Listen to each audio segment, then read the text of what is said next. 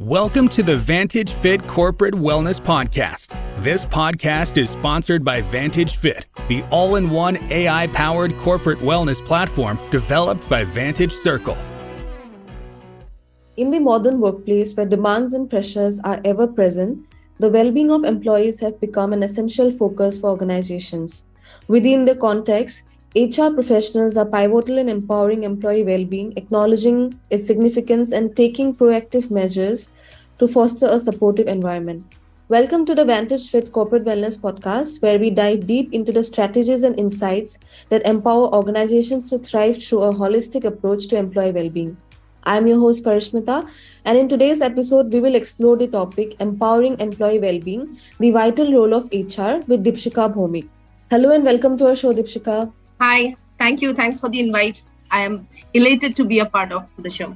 So, we know that taking care of your employees is not just a moral obligation, but also a strategic business decision. True. But how can HR professionals effectively measure and address this crucial aspect of organizational success? In today's episode, we will explore the vital importance of employee health and well-being and the role of HRs in fostering a productive and a thriving workforce.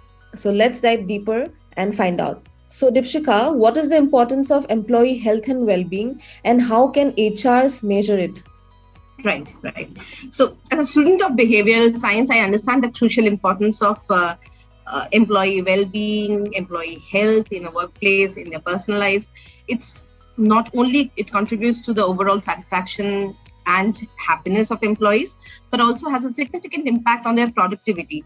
So when you are in a good health, it reduces your absenteeism, reduces your presentism, which is like being physically present, but not fully productive. And it reduces the turnover rates, leading to increased productivity, efficiency at workplace, enhanced engagement, reduction in healthcare costs, and of course, attrition and higher retention. So, in today's pursuit of creating a harmonious and productive work environment, employee well-being has emerged as a fundamental focus for organizations, and the role of HRs in empowering it cannot be overstated. So, Deepshika, what do you think? How can HR departments effectively promote and prioritize employee well-being within organizations? Right. Firstly, the most important thing that the HRs are doing these days and should be doing more is fostering a supportive work culture. Creating a positive work culture that values employees' well-being, that's essential. In fact, a few days back, Gallup came with this feedback whereupon 20% people are more likely to work and stay within an organization when there is well-established employee wellness program in that organization. Offering comprehensive wellness programs. 84% employees reported that wellness programs improve their overall well-being, encouraging a work-life balance, proper time off policies, giving people flexible work hours, providing mental health support like employee assistance programs. And that is also reportedly said that 95% of employees plan to expand mental health programs. The employers are planning to do so, or bringing in new resources for the employees in the employee assistance programs. And of course, training the managers, that's very important. If the managers are well groomed and they have the knowledge and the skills to support employee well-being, that is something crucial, because most of the times the managers don't even know what the employees are going through. The immense amount of stress with work is getting percolated into people's personal lives, and it raises stigma. People do not talk about it, and 1 out of 4 people are having stress-related issues. Let's face it. So reducing the stigma, the dogma around it, and seeking help whenever you're in need, that is very important, and that should be promoted in organizations in a big way. HRs can do that in a big way.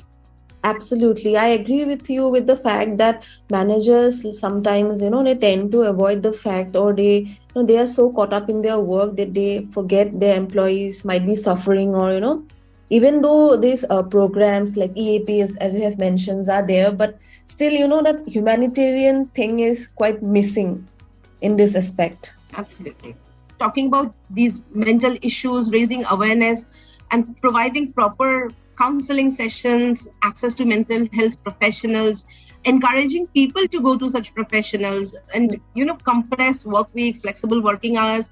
A lot of things can be done, and a lot of things actually are being done all over the world by leading organizations. A few days back, I heard Deloitte trained around 15,000 employers, managers in their group, just to raise mental health and awareness and resilience. And 95% of these managers reported that they're more confident supporting employee well-being. What is going on in the personal life of an employee directly impacts their productivity, their association with their work, and even their retention. So it is very important for the managers to be able to support employees in their tough times. Absolutely. Being an employee, I can also say that, yes, the personal problems definitely affect our professional lives, So because balancing it sometimes become very difficult. In fact, companies are coming up with these peer support networks, establishing peer support groups whereupon people are talking about focused mental health issues. In fact, a few days back, I was hearing about Facebook. They are establishing something called Bloom, which is an employee resource group focused at mental health and well-being. It's a platform to connect, share experience, access support. And initiatives like this help in reducing the stigma and promoting a overall culture, of supportive culture where I help you when you're in stress and you help me when I'm in stress. And there's nothing wrong having a mental problem. It is as normal as having a cough and cold and having a viral fever, It is a great initiative indeed. Also, it is a known fact that HR professionals serves as a catalyst for change, actively championing, initiatives that enhance employees' physical, financial, and emotional well-being. But what key strategies and initiatives can HR professional implement to support employee mental health exclusively and their well-being, of course? Firstly, what the HR fraternity can do is set clear expectations, about workloads, about deadlines, about priorities, how people can effectively manage their time and reduce the likelihood of burnout. That is a big thing that is bothering the entire world right now. People are getting burnt out. A few months back, there was an employee who died on the table on a festive night working. I think it was PwC, and it sent out ripples throughout the world that people are dying on their work tables because of the stress that they're going through. So reducing the likelihood of burnout, encouraging and supporting time offs. I think a lot of organizations these days are promoting a culture of taking time off whenever it is needed, offering unlimited vacation policies, flexible paid time offs, ensuring that employees feel encouraged to prioritize their well-being and recharge. It's gone are the days when employers are stingy about not giving day offs and cutting down on your leaves. These days, employers are pushing employees to take more leaves, and that is how it should be. Having the importance of having a employee wellness program well done is very, very essential. And also technology boundaries, like leading companies like Volkswagen, Daimler, they're implementing initiatives to establish technology boundaries such as, limiting email communication during non-working hours, so that people can connect and then disconnect and recharge and then come back and bounce back with lots of vitality when they're in the working hours. And of course, recognition and rewards. Having to reward people for their efforts fosters a positive work environment and helps the employees feel valued, and of course reduces the likelihood of burnouts. So when I'm working hard, recognition from my manager, recognition from the organization means the world to me, because I'm spending a lot of time of my day working for the organization. And if my efforts get recognized by them, appreciated by them, then I feel great about it. So having those wonderfully well done recognition programs, I think is quintessential, and HR department can do wonders with these kind of programs. I absolutely agree with you. I was also reading a report which suggested that we are seeing the results of putting self-care off, and burnout has become a growing problem because we spend 1/3 of our lives at work, and shelving time for self-care later won't just cut it anymore. So I think as burnout, self-care, rejuvenating and relaxing at some point, they are all interconnected. So moving on. Well, by implementing comprehensive wellness programs, fostering a supportive culture, and providing resources for personal development, HR empowers employees to prioritize their well-being. But how can HR department foster a culture of work-life balance and prevent employee burnout? Firstly, about the burnout problem, the way I said that having boundaries set where employees have limiting email hours, limiting talk hours, communication during non-working hours, limiting them or cutting them out, that is very, very essential. Having proper time offs, unlimited vacations or limited vacations, or flexible paid timings. I mean, some of the even startups are doing such wonderful job. There was something that I heard from Buffer. They're doing transparent salary formula, whereupon they follow a transparent salary formula, ensures fairness and equity towards the organization, and the number of days you work, the number of days you get paid. Airbnb gives a travel credit, that provides a travel credit allowance to these employees, encouraging them to explore and experience the very core offerings of the organization. And that they helps people in their inclusion, in employee support. Slack, for example, is doing a very good job of giving unlimited paid time off, allowing employees to take time off whenever they need without a fixed limit. And this policy promotes trust, work-life balance, empowers employees to manage their time more fruitfully. GitHub, I'm sure you've heard of the name.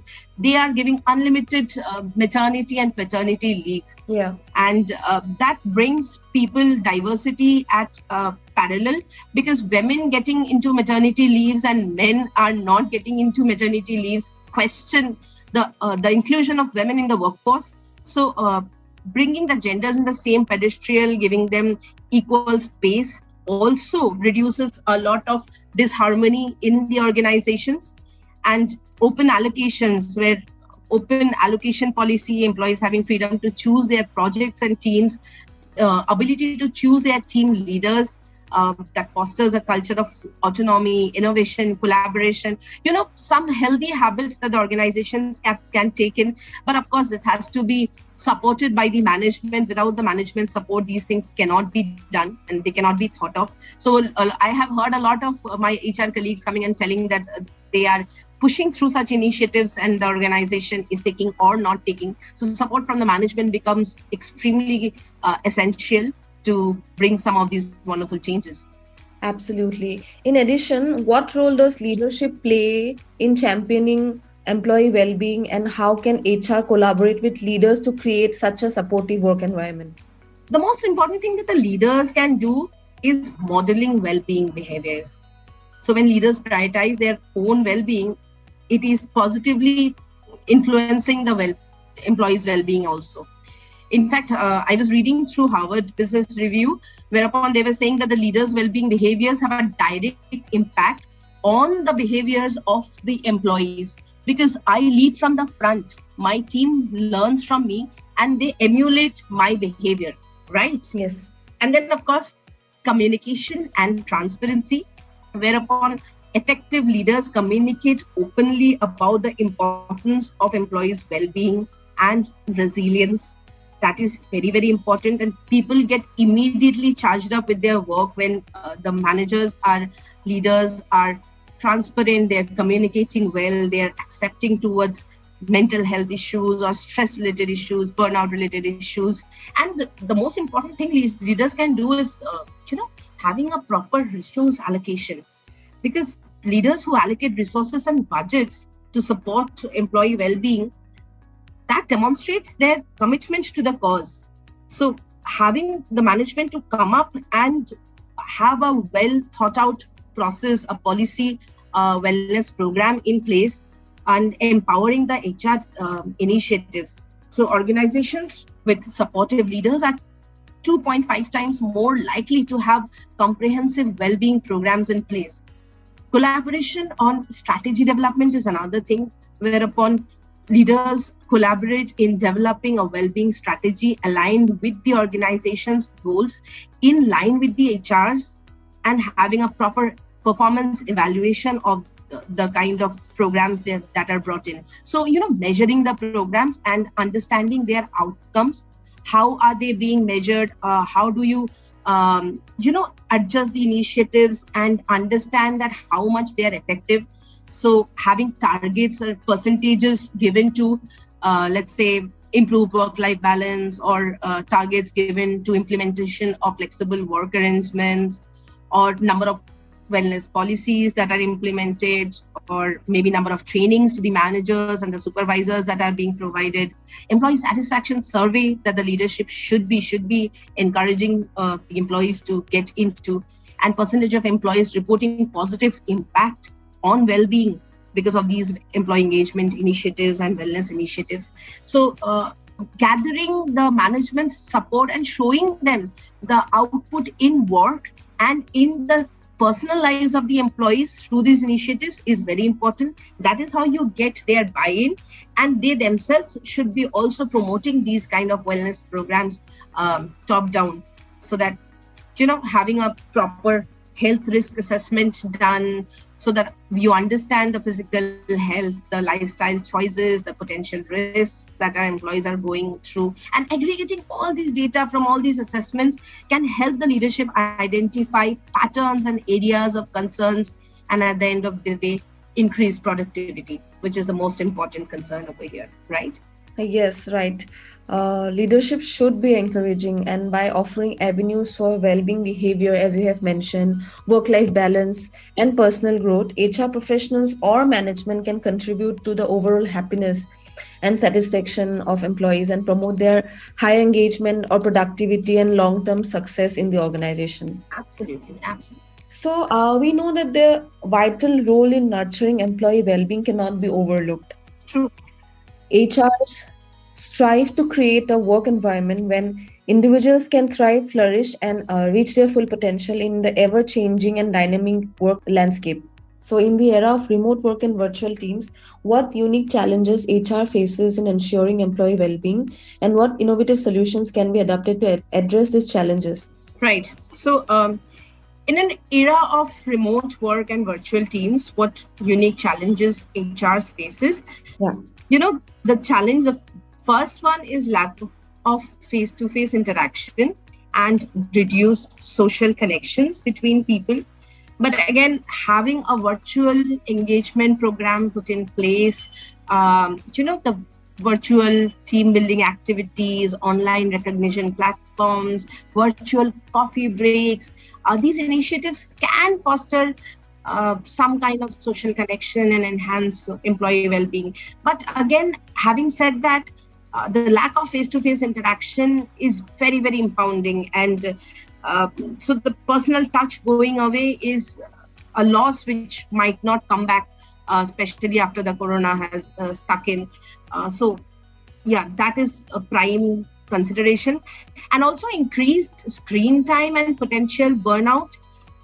Companies are coming up with zero bench initiatives, whereupon they encourage downtime between projects so that it reduces the burnout and then allow employees to focus on the skill building, self-care, and non-work kind of activities.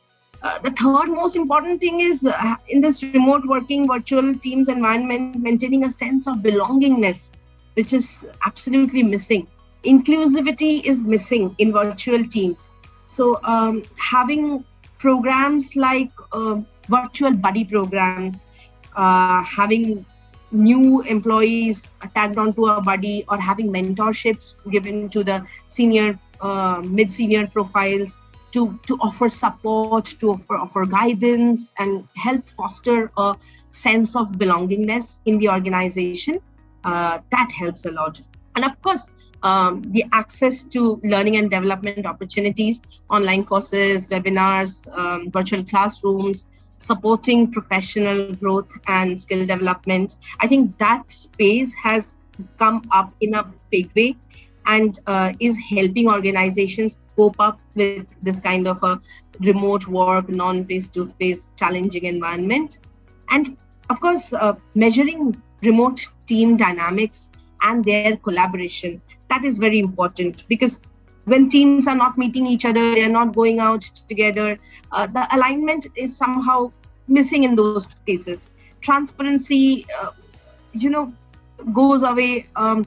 Regular check-ins are not happening. So if you are willing to get these virtual teamworks to be done perfectly, then having online check-ins is something that you should be doing.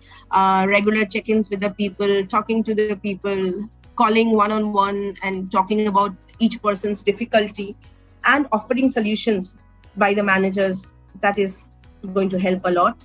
And of course, mental health and well-being support for remote employees, having various virtual counseling sessions and mental health resources. In fact, AI can help a lot in that domain, whereupon there are techniques that are taken in by AI tools, helping measure some kind of health problems, personalized support, detection support, chatbots, virtual assistants, whereupon they can come up to the individuals and offer empathetic conversations, provide resources, guide users towards appropriate mental health services.